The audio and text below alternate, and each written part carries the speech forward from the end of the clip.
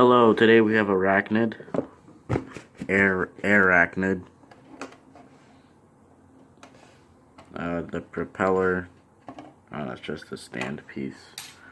Propeller, it can. Let me just get this right. It's hard to spin it right. Don't got a lot of room. There you go. Oh, that's a bit too powerful. That was a bit too powerful. You get the point. It can spin freely if your finger isn't in the way. This is the only part that likes to pop off. Those one stud connections. So like I was trying to show you,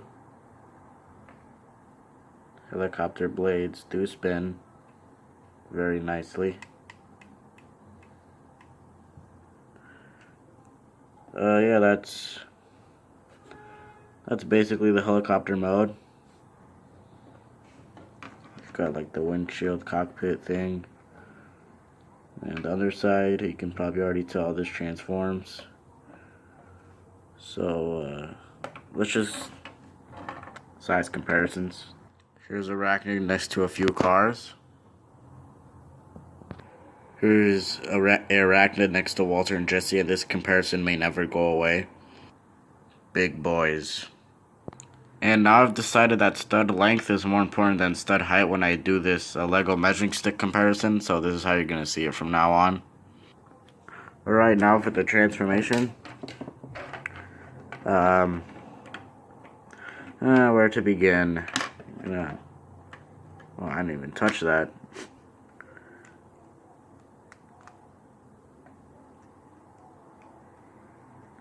Fold all the propeller blades up to give you clearance to move her arms down.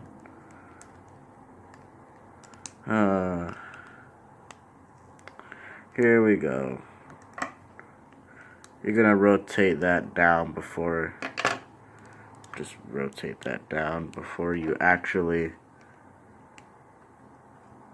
well, you just rotate it down, then rotate it down again. Like I said, it's the most fidgety part. And there you go, those are the arms done. And now for the legs. No, leave that there, just rotate the bottom half of the legs down, or just around. It's hard to see, it's all black. That out, then rotate it down on the gold hinge. Just gonna leave it off. Adjust the foot,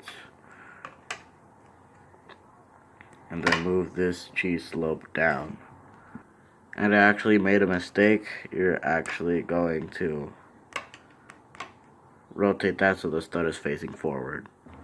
And then you just adjust the propellers, and here you have Airachnid in her robot mode. And obviously, it isn't 100% accurate. She should have more spider arms, but you know, at this scale and with Lego, don't really know what you're supposed to do about that.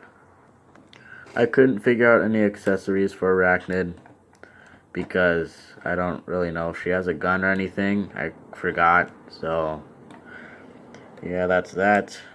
For her arms, on ball joints, and then this one joint here, same for all three of the arms. Sometimes in the show there's a mode where she has like she doesn't have the arms out, like the arms are like up, but can't really do that here.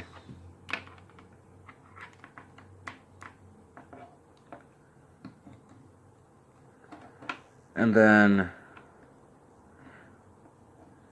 there's the mode where she stands on her spider arms, which is actually in this. I'll show you that real quick. Basically, I'm just gonna put you just put the legs back in like helicopter mode, and I'm gonna do that off screen. It is almost the same thing as turning it back into helicopter mode, but you're gonna put the knees inward, and then her feet will just go up like that, and yeah, that's basically it. Yeah, here it is. It looks weird, but it's here if you want to do it. This back leg can go on either side. All the legs aren't here, so it doesn't look that good. Her head obviously can't rotate up, so she's just constantly looking down. But I guess the top of her head can kind of rotate, like, not rotate, represent the spider fangs, if that's what you call it. I don't know what they're called. I mean, she is based off a Beast Wars character that transforms into a spider, Black Airachnid. So I guess that's good enough for me. It looks good enough as it is. I've also already started articulation with the spider arms, but just never finished it, so we're back here. Okay.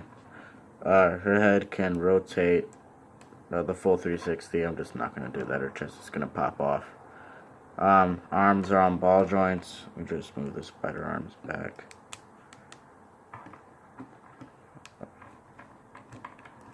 T-pose real quick.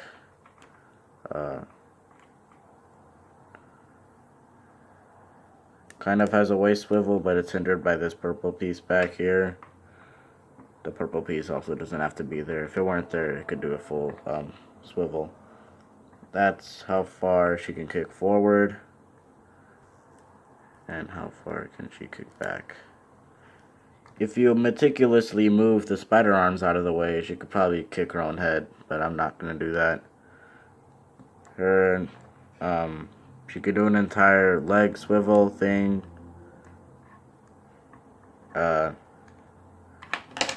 Knee bend that far.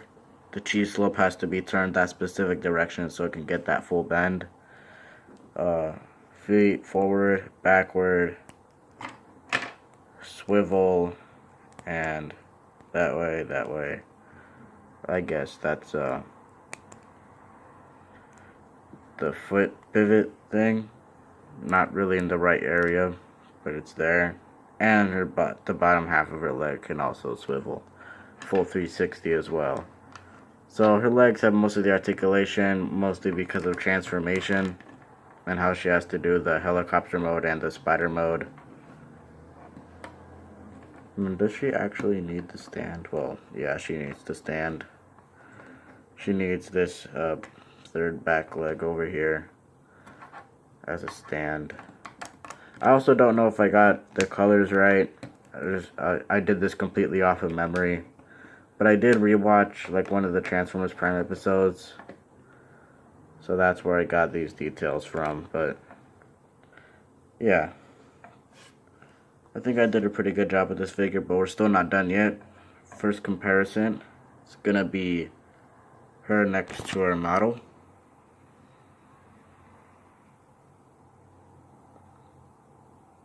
Stud scale and minifigures.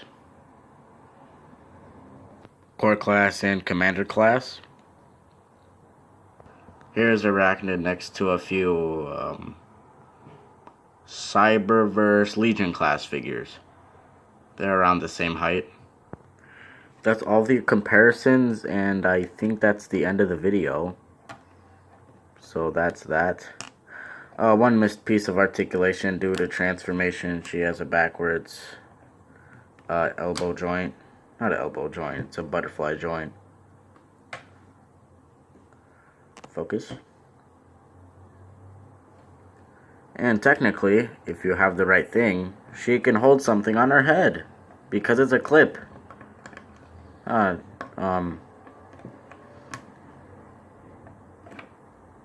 just gonna go now. But before I go, I somehow missed this. You can simply just rotate this piece that's holding the propeller blades up. You still get this, don't question why I have her T-posing, but, you can rotate the thing back. You still have the elbow joint, and since that purple piece is out of the way, I'm just gonna keep it off. You can do you can do the full waist swivel, so, yeah, just do that. That's way better. I also think I did better than the actual official Black Arachnia figures. This isn't Black Arachnid, it's Airachnid. It's the same character. You believe me, right? Goodbye.